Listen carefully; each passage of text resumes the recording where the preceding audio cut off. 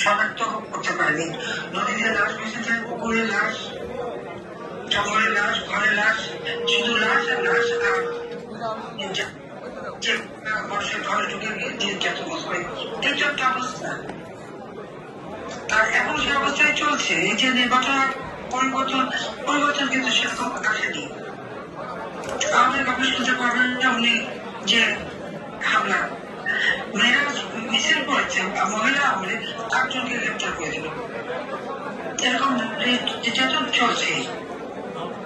আজকে যে দুঃশাসনের কবলে পড়ছে, এখান থেকে উদ্ধার করা, তার জন্য সবাইকে ঐক্যবদ্ধ হতে হবে, জনমত সৃষ্টি করতে হবে, আন্তর্জাতিক ভাবে তুলে ধরতে হবে যে জাতিসংঘ বলেছিল আমি 1400 মানুষ হত্যা করেছি, মানবাধিকার লঙ্ঘন করেছি, একটা প্রমাণ দিতে পেরেছে। আমি কেন হত্যা করতে যাবো মানুষকে? আমি কেন 1400 মানুষকে হত্যা করবো?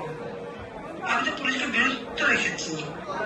আর পুলিশকে হত্যা করা, পিটিয়ে পিটিয়ে মারা, থানায় আগুন দেওয়া, পুলিশ নিজের জীবন বাঁচাতে বা থানা বাঁচাতে যদি গুলি করে, সেগুলো তার এসপিতে আছে। আর এটা তো এদেশের আমলে তার পুলিশ কমিশনারই বলেছে। আন্দোলনের সময় এখন বলেছিল পুলিশের হত্যার বিচার হবে না। কেন? পুলিশরা মানুষ না? তাদের পরিবারের ন্যায় বিচার পাওয়ার অধিকার না যে তাদের হত্যার বিচার হবে না? কেন হবে না? কারণ হচ্ছে যারা পুলিশ হত্যা করেছে, পুলিশ হত্যা করেছে, তাদের দায় মুক্তি দেওয়া হয়েছে, ইন্টাবিলিটি দেওয়া হয়েছে। মানে নিজেও ধরা পড়ে আর উপদেষ্টাও ধরা পড়ে। এই যে একটা মানে জঘন্য পরিবেশ সৃষ্টি করে দিল, আইনের শাসন নেই, মানুষের জীবনের সাথে নিরাপত্তা নেই, গরিব মানুষ আরো গরিব। এই অবস্থা থেকে দেশকে উদ্ধার করতেই হবে, দেশের মানুষকে বাঁচাতে হবে, দেশের মানুষের সম্মান অর্জন করতে হবে। প্রবাসীদের ধন্যবাদ জানাই, কারণ বাংলাদেশের সবসময় যে কোনো দুঃসময় প্রবাসীরা পাশে থাকে।